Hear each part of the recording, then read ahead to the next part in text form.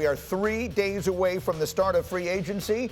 And as we know, one of the biggest names is already available. That is Russell Wilson. The Broncos have given him permission to begin speaking and meeting with other teams. And there were reports yesterday out of Pittsburgh that perhaps he has interest in the Steelers and perhaps the Steelers have interest in him. And I think it is noteworthy for, well, let me get to Graziano on this here. Let's pick it up on where Russell Wilson stands at this moment. A little bit that we're just a little drips and drabs we get out of Pittsburgh yesterday and everything else that we are and aren't hearing. Yeah, we're hearing dribs and drabs, and I think that tells you something about what this market's going to be like. There are teams that are interested in talking to him. But the questions are about, where do things stand with his game? What are his expectations? Especially like if it's Pittsburgh, right? They have been public in their support of Kenny Pickett. They don't want to give up on him yet. If you're Russell Wilson, are the Steelers planning to bring you in to compete for the starting job with Kenny Pickett? And if that's true, then is that okay, or do you want to wait around for something better? So I think that's the situation of the Russell Wilson market. There may be a team out there when all is said and done that wants to bring him in, anoint him the starter, and go forward that way. I think there are teams out there where he'd fit. I think the Las Vegas Raiders jump to mind. But so far, what we're hearing on interest is dribs and drabs, and sometimes the league just sort of tells you where things stand with these guys. This is not the Russell Wilson of 10 years ago, where if he had popped onto the free agent market, it would have been a mad rush. For what it's worth, Mike Tannenbaum has been forecasting on this show for a while that Russell Wilson is going to be in for a wait. He does not expect Russell to be one of those early signees that everything else is going to have to shake out, and then maybe a team will be desperate or he'll pick and choose a spot that he finds works for him. Let's just live in a world where he does go to Pittsburgh. Harry, so let's live in a world where the Steelers, who it felt like they kind of reached an interesting place last year, right? The most stable franchise in the sport. It felt like maybe Tomlin felt it was time to move on. Maybe that, and in the end, they all stay together. But maybe it was going to be a slight move in a different direction. Well, coming back with Kenny Pickett and Russell Wilson would be about the most Steeler thing you could ever possibly do. So, Harry, if that's the decision they make, to go Kenny Pickett and Russell Wilson next year, is that the right or the wrong move for Pittsburgh? Well, I think when you look at Russell Wilson, he played way better than Kenny Pickett did last year. Mm-hmm. And that's saying a lot because, it's not like Russell Wilson threw for 4,000 yards, but he was, efficient. Threw for 3,000 yards, completed over 66% of his passes, 26 touchdowns, and just 8 interceptions. That would have been phenomenal for the Pittsburgh Steelers a season ago. And here's the thing that's unique about Russell Wilson. When you look at his QBR from under center, he was 16th in the National Football League. Now, also in play action, when you look at his QBR, he was 7th in the National Football League. That's significant because when you look at the Pittsburgh Steelers, they were 13th in rushing. So that run game is going to be very valuable to whoever's the quarterback of the 2024 season. I look at new offensive coordinator Arthur Smith. When he was with the Atlanta Falcons in the 2 years being a head coach and also calling plays 2022, they were 3rd in rushing. And then also last year, they were 9th in rushing. So the run game is going to be very valuable and a major asset to Russell Wilson if he goes to Pittsburgh. What do you think, D-Wood? Russell Wilson, Kenny Pickett, that's your Steelers quarterback room. If in a world in which that's the case, is that a contender? No, it's not a contender. And this would be a dangerous situation for Russell Wilson going to Pittsburgh because I think this Pittsburgh Steelers team, they're not giving up on Kenny Pickett. We already know that they got rid of Matt Canada, okay? They could have easily said, you know what, we're going to, go a different route as far as bringing another quarterback. But they brought in Arthur Smith. Arthur Smith goes down to South Florida where Kenny Pickett is training to meet with him to kind of build that rapport. We're talking about the Pittsburgh Steelers, the same Pittsburgh Steelers organization that has 3 coaches in their whole, their whole existence. 1969. Yes, like they're not going to just throw away a guy that they just drafted in the first round a couple years ago. And on top of that, Russell Wilson, everyone knows that you don't have to invest a lot of money into him because the Denver Broncos is paying him $39 million. Okay, so at the end of the day, what this tells me is Russell Wilson really has to be about this football life now. Because there's going to be there's a big possibility that ultimately if he goes to Pittsburgh, he'll lose out to Kenny Pickett, and it might not just be it might not be fair. Yeah. He could outplay him, but they still could ride with Kenny Pickett because he's their first-round pick, and they brought in a new offensive coordinator. So that's the type of situation that Russell Wilson's going to really have to consider. Yeah, I think that's a fair point, right? Like, Russell Wilson, certainly, if he were to sign with the Steelers, would have it in his head, oh, I'll beat out Kenny Pickett, and maybe he will. But if Pickett has a head start because he's been with the organization, they have something invested in him. So these are the kinds of questions Russell's going to have to ask himself when the situations and the possibilities of joining these teams start to present themselves. And I think to the point you made about Mike Tannenbaum, that may be a reason he has to wait. Look, I'll just say it again, at the risk of sounding like a broken record, and I was watching my friend Stephen A. making this point yesterday.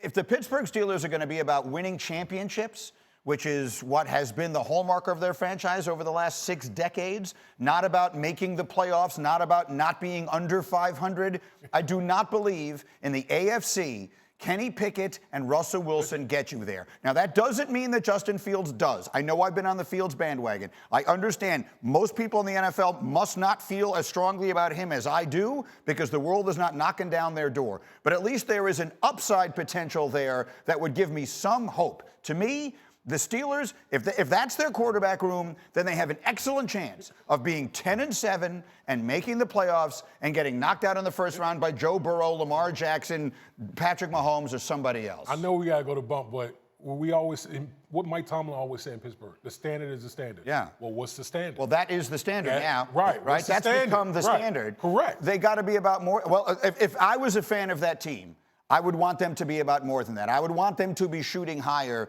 than this. And maybe they still will. We'll wait and see. I think they need a hammer. They need a Derrick Henry type to go along with a guy who on third down can catch balls out of the backfield. And I don't think they need to go ahead and extend themselves to get a Saquon Barkley. They need an attitude back.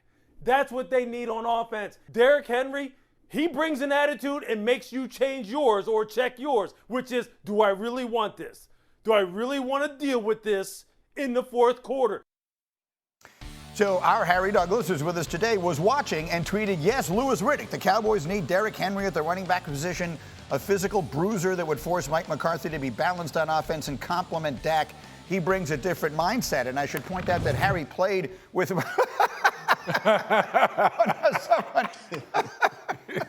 Oh, someone has to give me a heads up that's going to happen. No, I think this was good. I think it was good.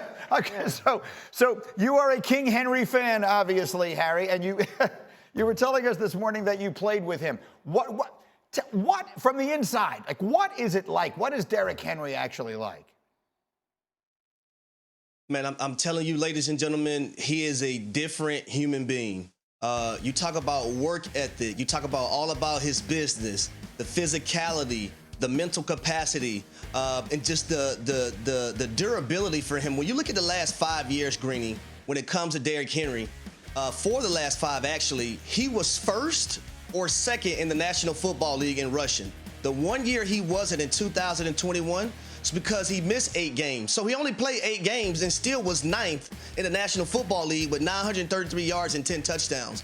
But the reason why I love this move for the Dallas Cowboys is because he brings that physical presence. You talk about being able to dictate what you want a defense to be able to do. Well, if you have King Henry in the backfield, you better stack your box, because if you don't, you're going to have problems. And even when you do stack your box, he's still going to be phenomenal rushing the football. He's the only running back that I can say in this free agent class right now that literally put an offense on his back and led them to an AFC championship game. You look back when they played the New England Patriots, when they still had Captain America, Tom Brady. King Henry rushed for over 180 in that ball game. Then they went to the number 1 seeded Baltimore Ravens. He rushed for 195. So I don't think he's done playing. I still think he's a phenomenal athlete. You look at his workout videos, this will force Mike McCarthy to call the run and allow Dak in this offense to be balanced and complement one another. Listen, if you stack the box against Derrick Henry, he's either going to lift it or jump on top of it. His workout videos are the most entertaining thing to watch on Instagram by far. What do we think? So I've been, sort of beating the drum for Saquon to Dallas. Derrick Henry to Dallas is becoming kind of popular. What are we hearing about these running backs? This is the time of year where everybody talks about the Cowboys and who they're going to sign, and I have to sit here and tell you they're not going to sign anybody. They don't hit free agency hard in Dallas. They're already money over the cap. They got their own guys to take care of. Derrick Henry would make a lot of sense. If you talk to people in Dallas, what they would tell you was wrong with their run game last year is their offensive line couldn't block it. They couldn't block for the run. They protected Dak fine, but they did not get good run blocking. So they really feel like they have to address that. And at the back, look, if Derrick Henry or Saquon Barkley or Josh Jacobs falls into a price range that the Cowboys think is okay for a running back, absolutely. But they're not going to go out and sign one of these guys next Monday or Tuesday at prime prices. That's just not what they do. Harry, I'll be right there. But D. Wood, I mean, with all due respect to all of you offensive linemen, does Derrick Henry even need blocking? I mean, isn't he his own blocking? I've seen him just throwing people away. Well, he is running at them. Well, he is a cyborg. Yeah, he's like I need to like cut him open to see if he's like machine underneath or something like that. But listen, yes, he does need blocking. He is pretty. He's an amazing running back. I do think that Derrick Henry makes a lot of sense. I think you pair him up with another running back, have a committee back there. Tony I think Pollard. it would. Yeah. Him and Tony Pollard, thunder and lightning. That makes a lot of sense. Just but to pick a name. yes, they do need to fix their, kind of revamp their offensive line a little bit. But Derrick Henry makes a lot of sense. Final word, Harry, go. Yeah, when you looked at the Tennessee Titans last year, I think one of their deficiencies was their offensive line, and Derrick Henry was still able to be second in the National Football League in rushing. So, it doesn't have to be the most ideal situation for him to have production and to rush the football effectively. Is he a frightening person? I mean, you were his teammate, like in the locker room, hanging around. Like, is he a jokester, or is, because watching him scares me? You tell me, what is he like? He's all business, boss. All business. You can sort of tell, right? No, I mean, we did a feature on him where he sat down and he went through like artwork fans had drawn of him, and he came in the room and like it had his whole scary Derrick Henry persona on. And like the camera comes on, he lights up, he does the whole thing, and then it ends. He's like, shake my hand and left without saying anything. All business. All business. He was there to do that interview, and then he was going to go to practice. That was it. I love it. Let's see. I agree. I don't care how old he is. He's 30. That's a guy who, when he's 50, is still going to be running people over. So I'm going to give you my Friday green list of the top 5 offseason moves I would like to see. At 5, I'll start with the obvious, and that is Kirk Cousins to the Falcons. Everything is pointing that way. Everything feels like it should be pointing in that way. The offense that it appears they're going to run, which is coming from the Rams, is perfectly suited for him. I want to see those weapons with a legitimate quarterback and a legitimate chance. In a winnable division, I think Kirk Cousins makes the Falcons an actual Super Bowl contender. And it also opens up the space for number 4.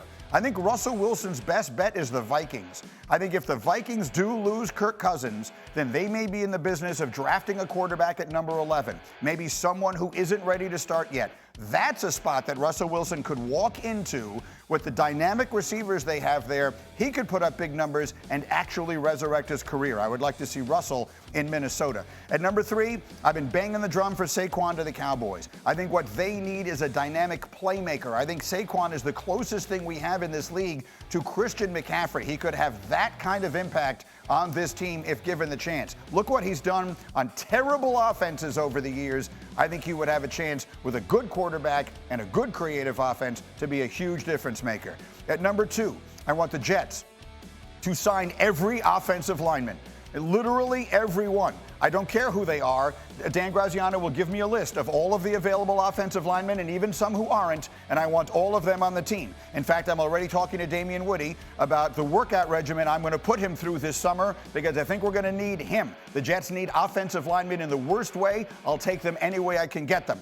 And then at number 1, at the risk of sounding like a broken record, because I know I've been beating this drum, maybe I am Justin Fields' last fan.